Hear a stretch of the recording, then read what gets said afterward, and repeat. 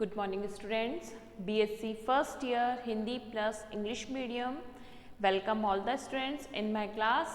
Myself Jyoti. हम zoology paper 3 परिवर्धन जैविकी या डेवलपमेंट बायोलॉजी पढ़ रहे हैं और इस बुक में हमने जो कुछ टॉपिक्स हैं जैसे हमने पढ़ा था शुक्राणु जनन और उससे कुछ टॉपिक्स रिलेटेड किए थे, फिर हमने अंड जनन पढ़ा और हमने नया टॉपिक जो स्टार्ट किया है वो है निषेचन। निषेचन या फर्टिलाइजेशन, उसके हमारी 2 क्लासेस हो चुकी हैं। उन क्लासेस में हमने जनरल जो स्टडी है वो फर्टिलाइजेशन या निषेचन के बारे में पढ़ी थी।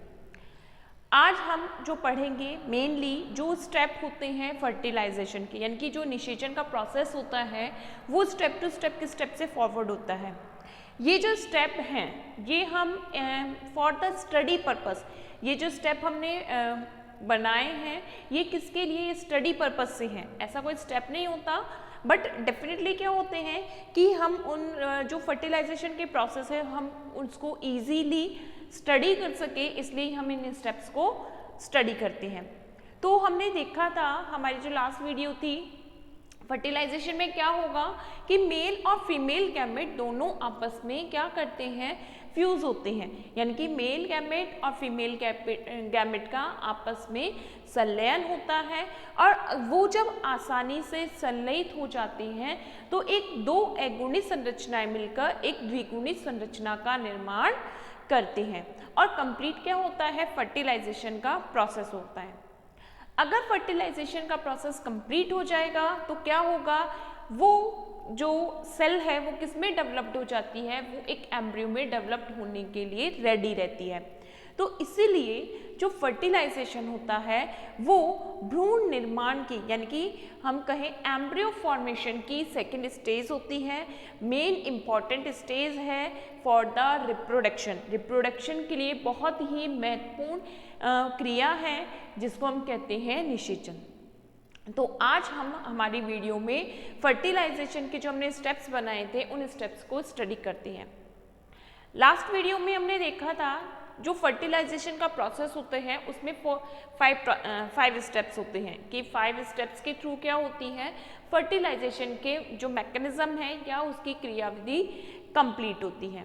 तो फर्स्ट ऑफ ऑल अगर हम देखते हैं सबसे पहला स्टेप क्या आता है, शुक्राणु का अंडाणु तक पहुंचना, यानी कि sperm the approach of spermatozoa to ovum. जैसे कि हमको पता है फर्टिलाइजेशन में क्या होगा, मेल और फीमेल गैमेट दोनों आपस में फ्यूज होंगे। अब मेल गैमेट कैसा होता है, केवल मेल गैमेट ही मोटाइल कंडीशंस में है। केवल हम क्या बात कर रहे हैं कि ओनली जो मेल गैमेट होता है स्पर्म, उसके पास फ्लैजिला है और फ्लैजिला के थ्रू वो क्या कर सकता है, मूव कर सकता है।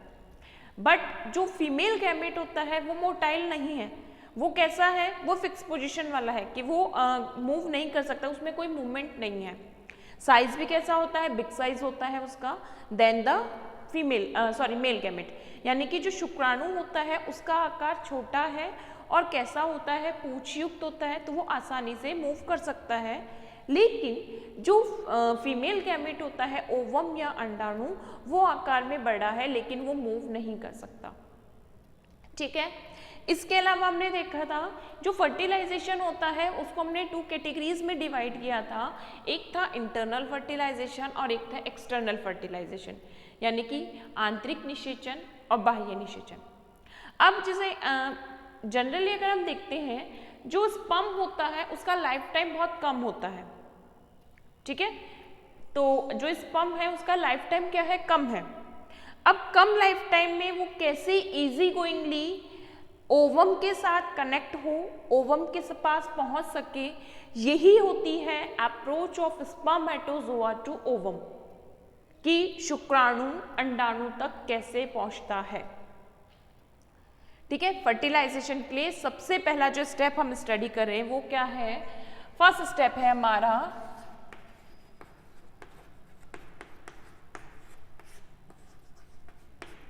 शुक्राणु का अंडाणु तक पहुंचना, या हम कहते हैं approach approach of sperm towards ovum, approach of sperm towards ovum। तो अगर इंटरनल फर्टिलाइजेशन है, ठीक है भाई, इंटरनल फर्टिलाइजेशन है तो इंटरनल फर्टिलाइजेशन में तो क्या होता है कि जो मेल गैमेट होता है वो डायरेक्टली फीमेल गोनाड्स में रिलीज किया जाता है। कि डायरेक्टली क्या करता है, जो मेल सेक्स ऑर्गन होता है या कॉपुलेटरी जो ऑर्गन होता है उसके थ्रू जो मेल गैमेट होता है वो सीधे ही कहाँ पर, जो फीमेल होती है यानी कि मादा की जननवाहिनी में छोड़ा जाता है। तो वहाँ पर फर्टिलाइजेशन के चांस बढ़ जाते हैं।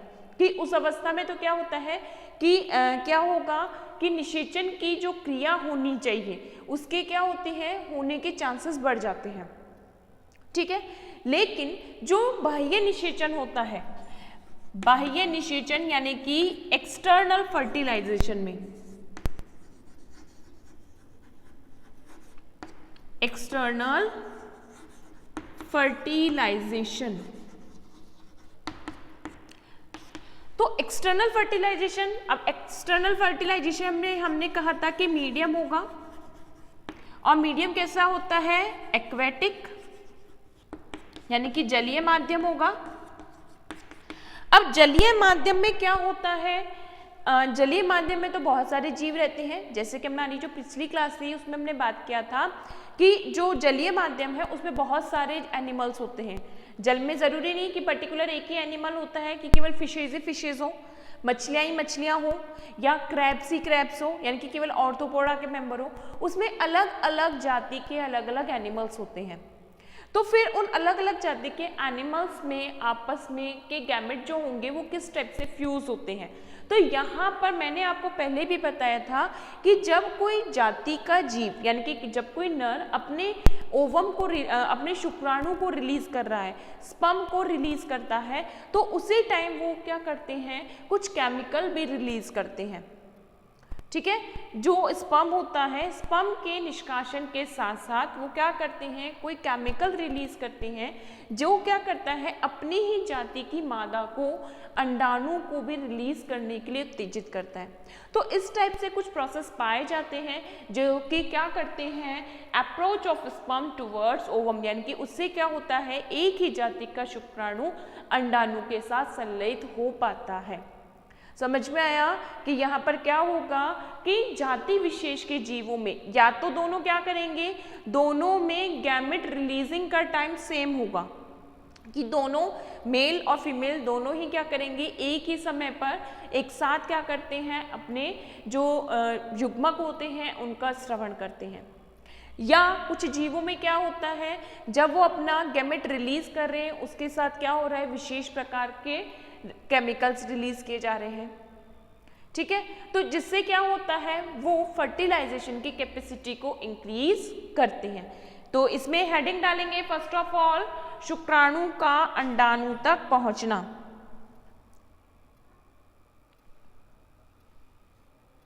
शुक्राणु का अंडाणु तक पहुंचना।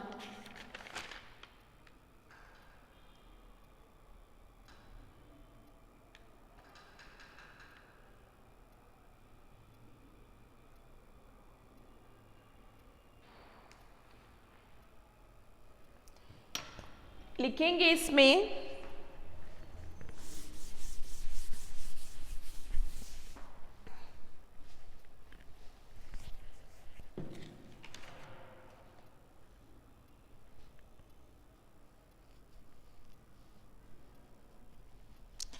लैंगिक जनन की क्रिया में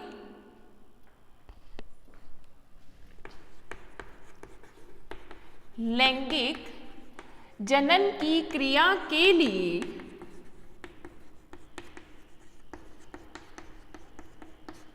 लैंगिक जनन की क्रिया के लिए शुक्राणु व अंडाणु का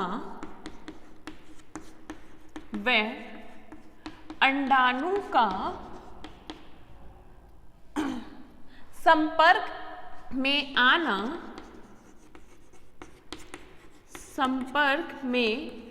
आना जरूरी होता है, जरूरी होता है, लेकिन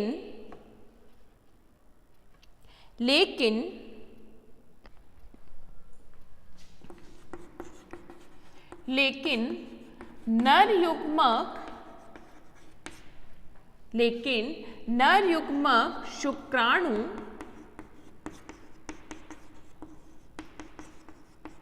गतिशील व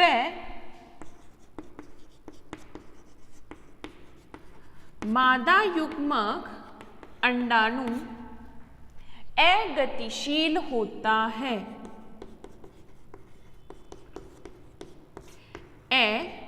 गतिशील होता है, अतः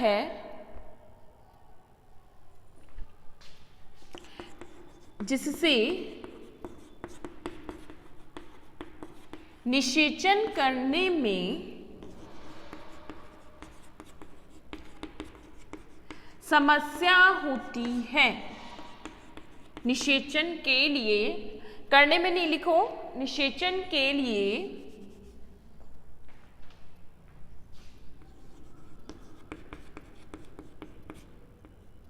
समस्या होती है। निषेचन के लिए समस्या होती है तथा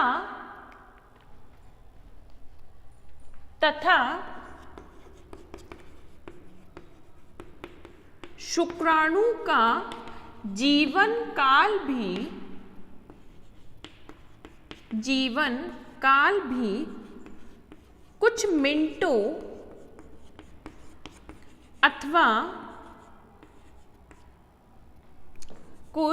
मिनटों अथवा कुछ घंटों का ही होता है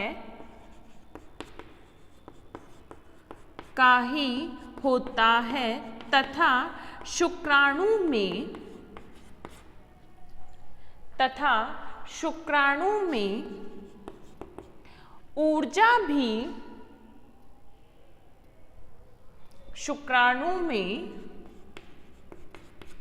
ऊर्जा भी सीमित होती है। शुक्राणु में ऊर्जा भी सीमित होती है, जिससे युग्मकों का संपर्क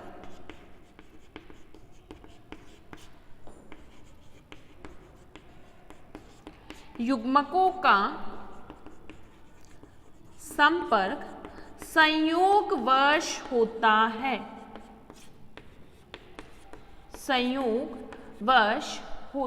है।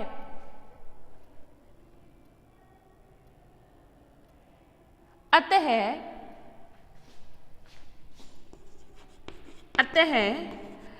बाह्य निषेचन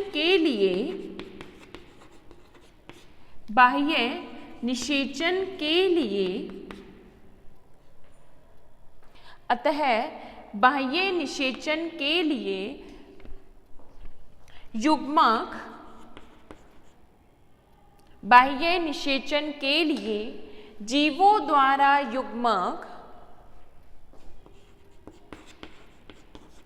जीवों द्वारा युग्मक अधिक संख्या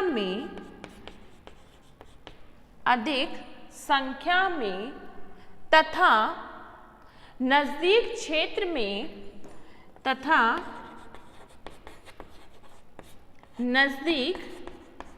क्षेत्र में विसर्जित किए जाते हैं।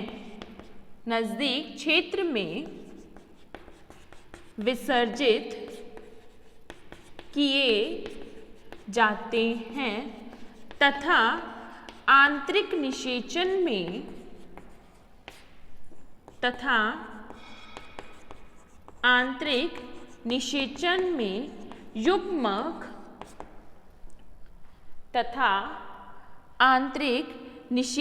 में युग्मक सीधे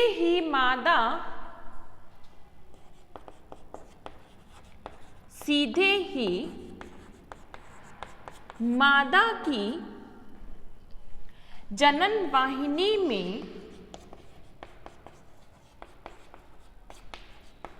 में छोड़े जाते हैं। मादा की जनन वाहिनी में छोड़े जाते हैं, जिससे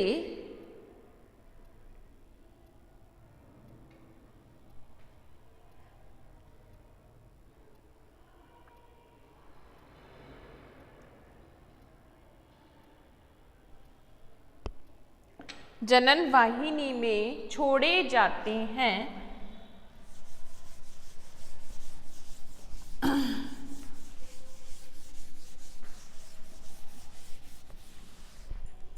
दोनों ही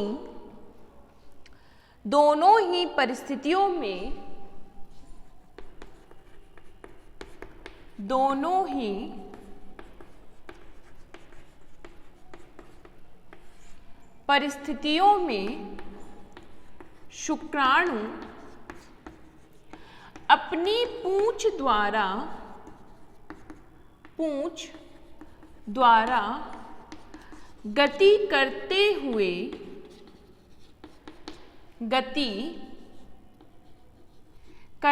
हुए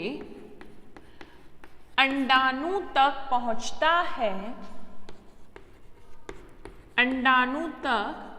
पहुंचता है, जिससे निषेचन संभव हो सके।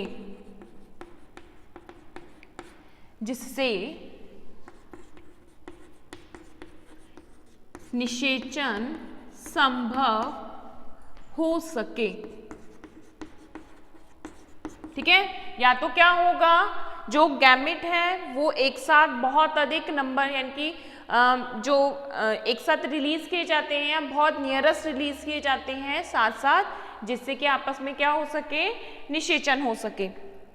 इंग्लिश मीडियम के स्टूडेंट लिखेंगे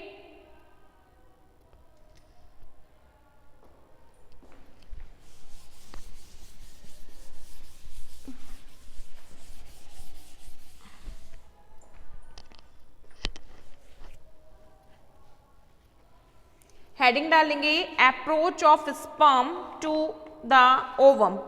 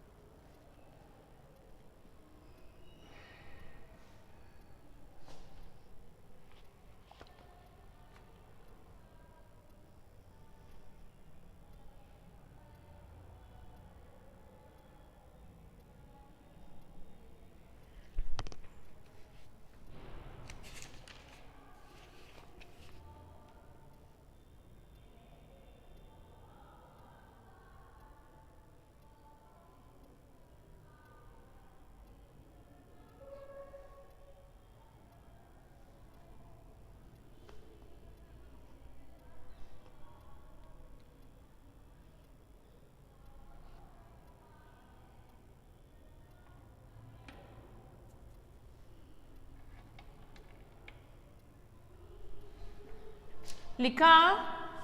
अब इंग्लिश मीडियम के स्टूडेंट्स हेडिंग डालेंगे approach of sperm towards ovum.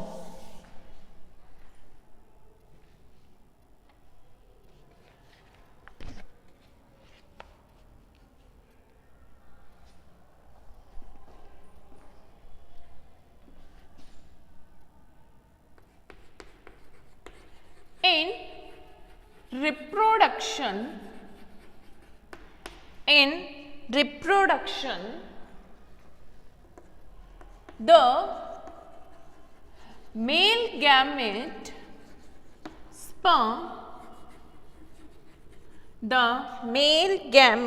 sperm is motile. Sperm are motile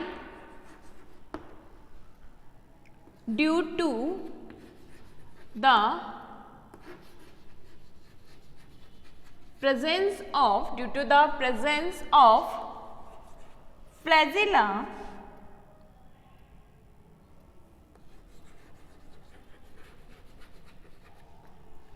but the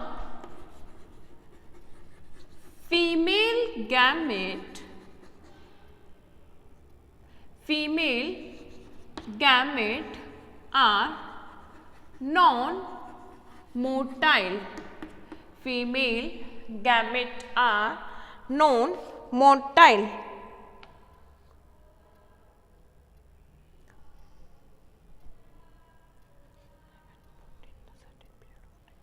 The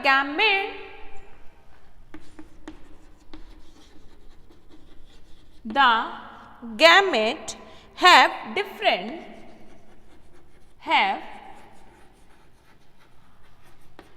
different period of viability, different periods of viability,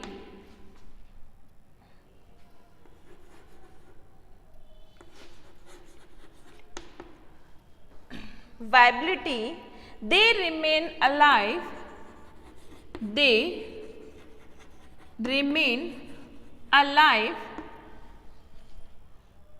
and potent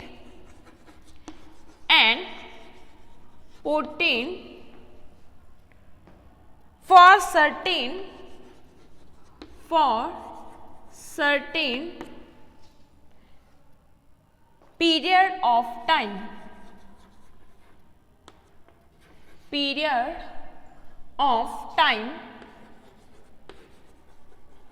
Certain periods of time.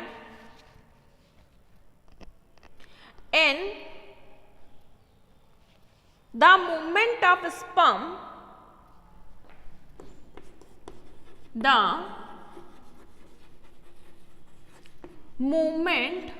of sperm, are entirely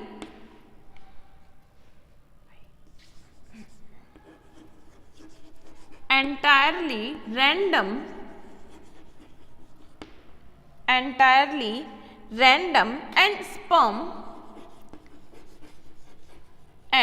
sperm collision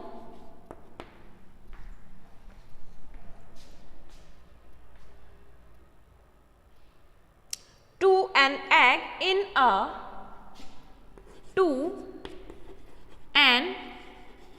egg in a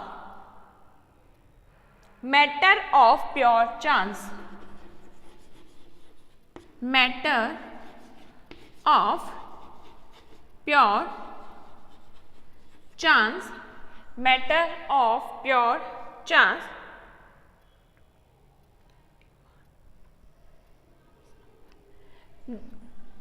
Therefore, to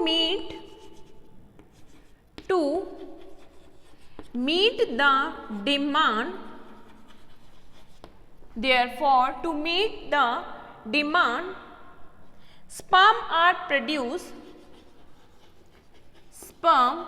are produced in enormous number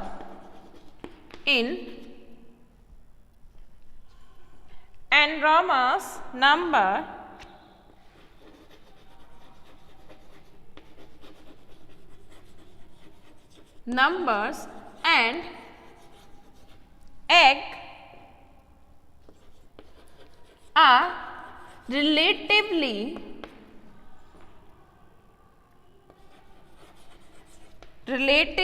larger target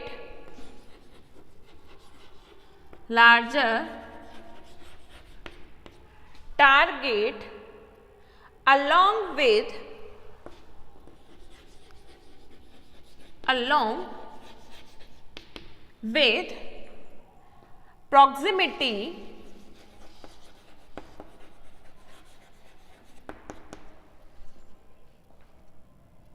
and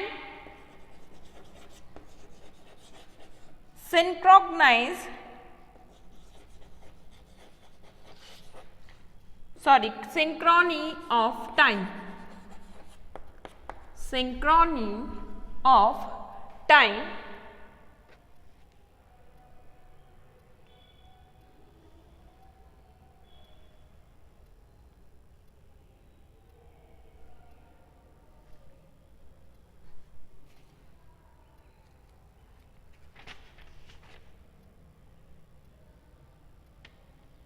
note down करो इसे।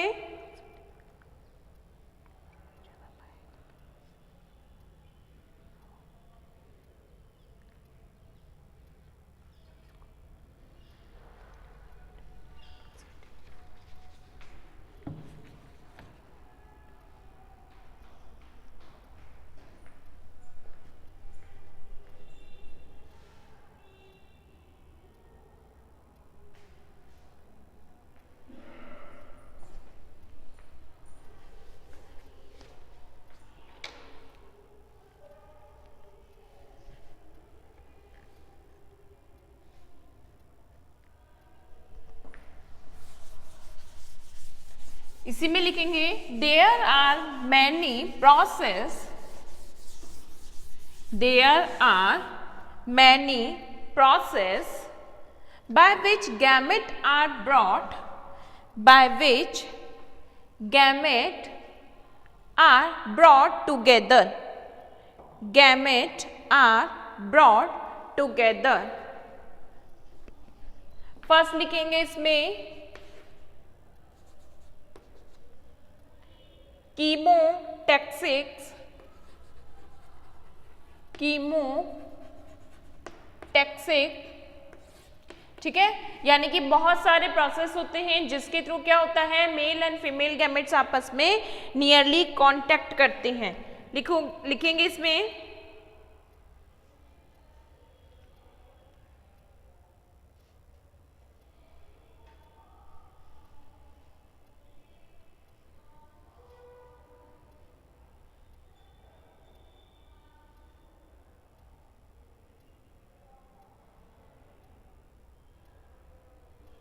लिखेंगे in some animals,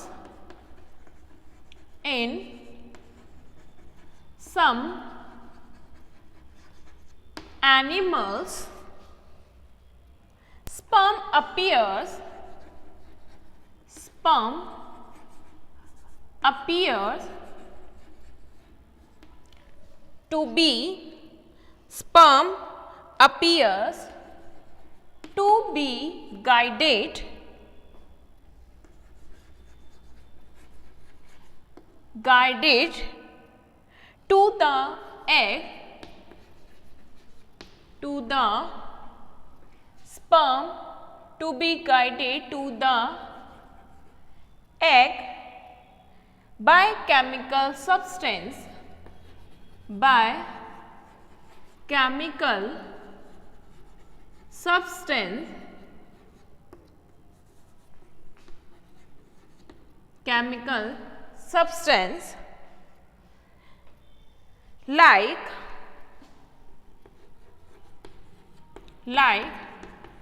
anhydride,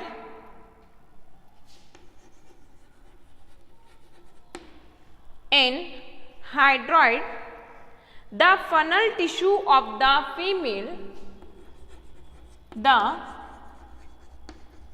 funnel tissue of the female gonadrium,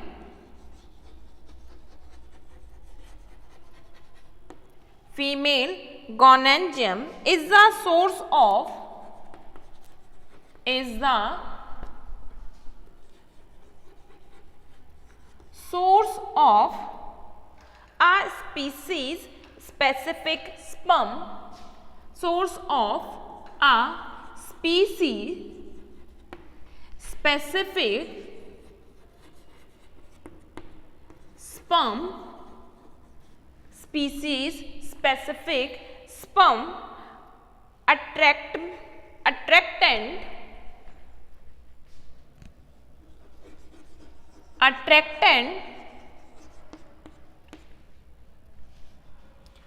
probably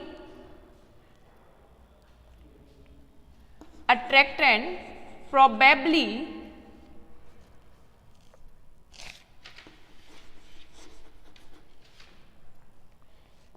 a polypeptide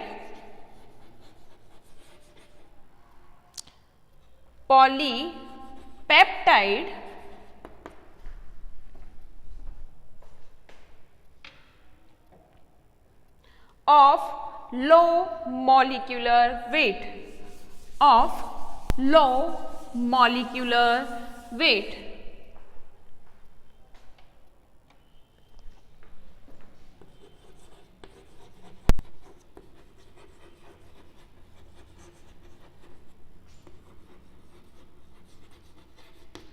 molecular weight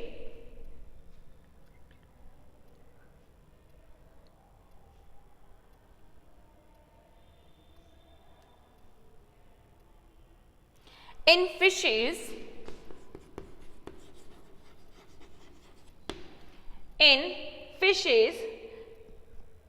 the outer covering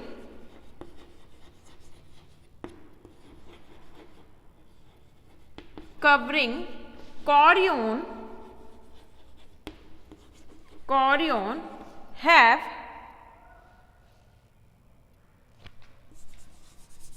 chorion of eggs have many tiny or minute holes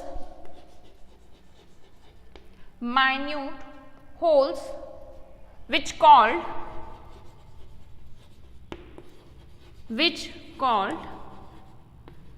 micropyle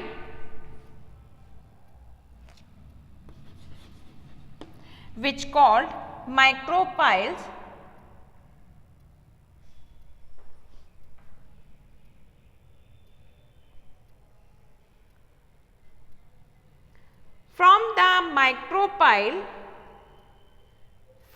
through the micropyle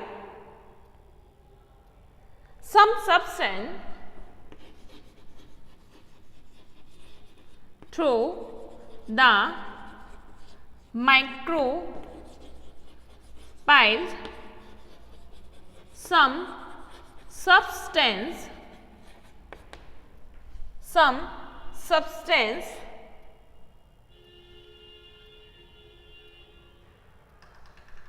are released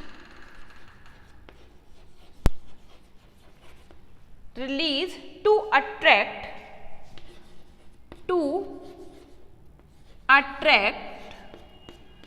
the sperm इसको note down करो और आज की class हमारी यहीं complete होती है। इसके नेक्स्ट स्टेप हम नेक्स्ट क्लास में स्टडी करेंगे। Thank you students.